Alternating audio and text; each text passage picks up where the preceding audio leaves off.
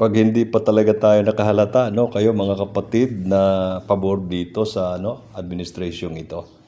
At itong 11 na halatang halata na talagang takot na takot.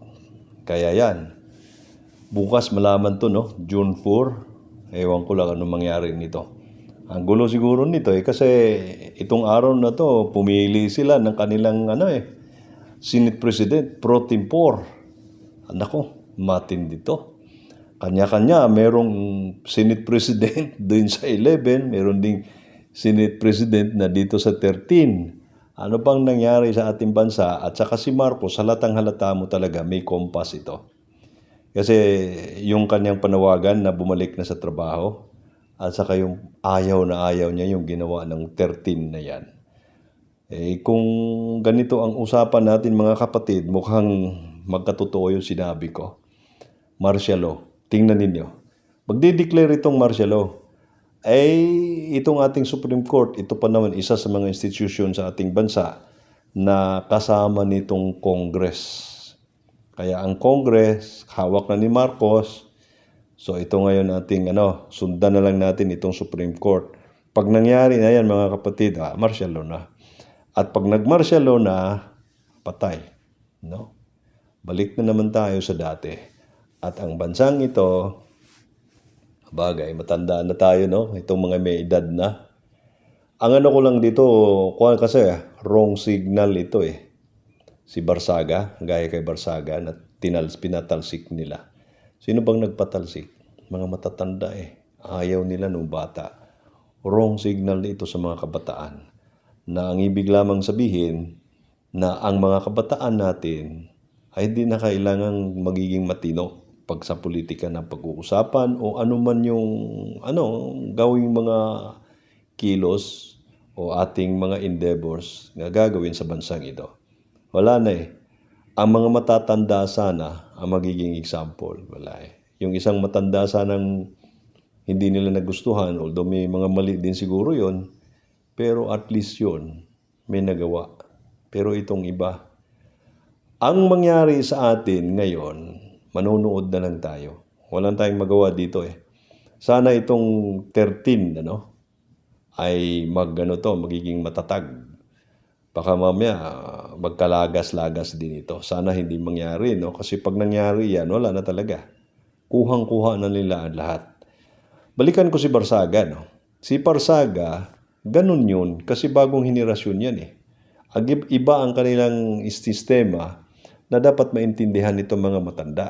Dito sa amin, ako bilang tawagin na lang ng isang consultant, Ang isa sa mga kinoconsider talaga namin sa aming organization ay intindihin yung mga kabataan. Kasi ibang-iba ang kanilang mindset.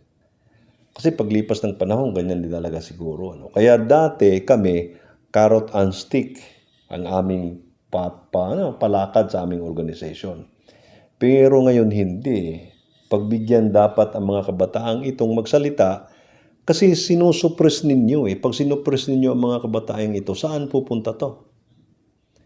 Hindi naman siguro pupunta pa kasi PPNPA ito Baka manahimik na lang ito o talagang hindi na natin alam kung anong gagawin ito. Ito sana mga klaseng kabataan na ito ang ating i-mold, i-groom natin as leaders. Kung hindi, isinuspress natin At igino-groom natin yung mga kabataan na kagaya ni Reneco, itong Manuel, ang marami pa dyan, meron pa sa Gabriela yata, yan, si Ilago. Yun ang gino-groom nating klaseng mga leaders na kung titingnan ninyo, masama naman talaga. Ang question ko na lang nito ngayon, ano pa bang hinahanap ng mga matatandang ito?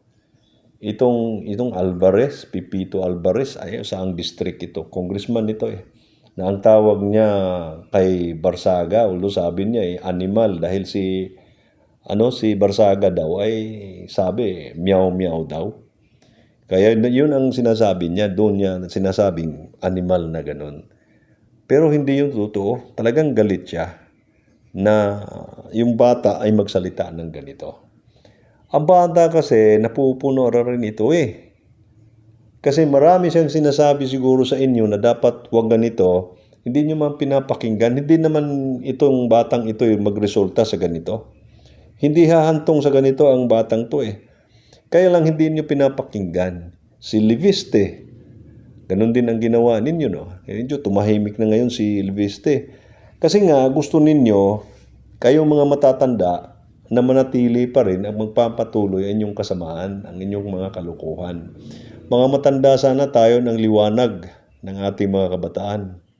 Tayo ngayon ang nagiging mga dahilan kung bakit sila in the future ay mawalan ng pag-asa. Mawalan sila ng lakas, mawalan silang gana na makatulong sana sa progress ng bansang ito. Dahil tayo ring mga Pilipinong ordinaryo, pinapayagan natin ang mga klaseng ganitong tao. Matanda na tayo, ano pa mang kailangan ninyo? Pera, kung pera, meron na kayo eh. Ano pa bang kailangan? At kung takot kayo, baka mahuli kayo. Hindi kung mahuli kayo, dapat sana magiging example kahit sabihin ninyo, patawarin.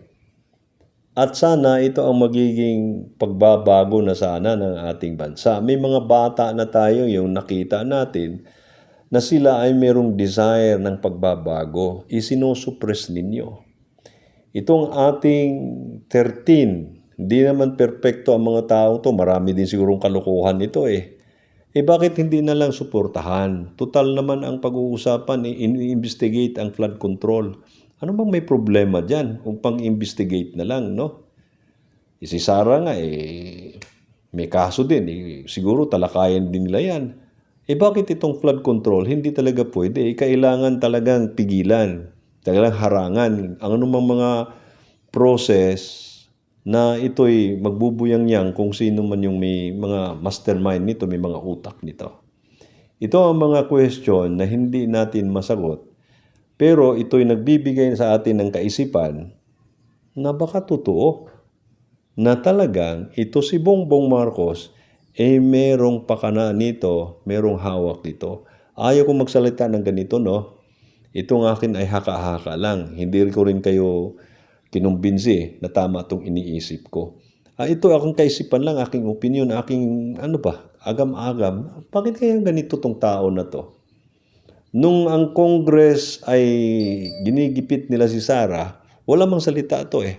Pero ngayong hindi pumasok itong 11, kasi si Jinggoy wala na eh. Wala eh.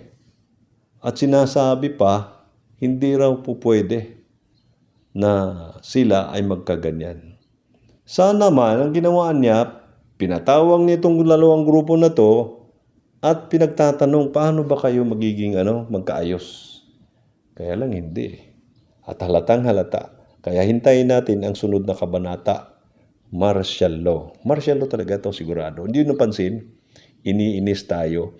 Ako, hindi na ako basta-bastang mainis eh. Pero ang nangyari ngayon nito, itong mga nangyari ngayon bago, naiinis ako eh. So ibig lamang sabihin, kung ako'y nainis, ang iba kaya? Hindi. Kaya ito ang magiging mitya ng kaguluhan at ang ating bansay babalik na naman sa square one. Balik tayo sa zero. Ang ating progress sana, balik sa zero. O kung hindi man sa zero, siguro nasa mga balik tayong negative 50%, pero malaki na rin yan eh. Magkakagulo na naman tayo. At hindi lang sila back to zero, back to square one. Baka talagang negative na negative. Kasi pagka nakaupo na ang mga taong ito, wala na. Ang iba nito ang term ko na lang gamitin nito, mamundok na lang tayo, mag-guerrilla warfare na lang tayo sa politikang ito. Abangan natin bukas, mga kapatid, June 4, paano papasok itong 11 versus yung 11. Grabe, no? Halatang halata na talaga. Sige, bukas, tingnan natin.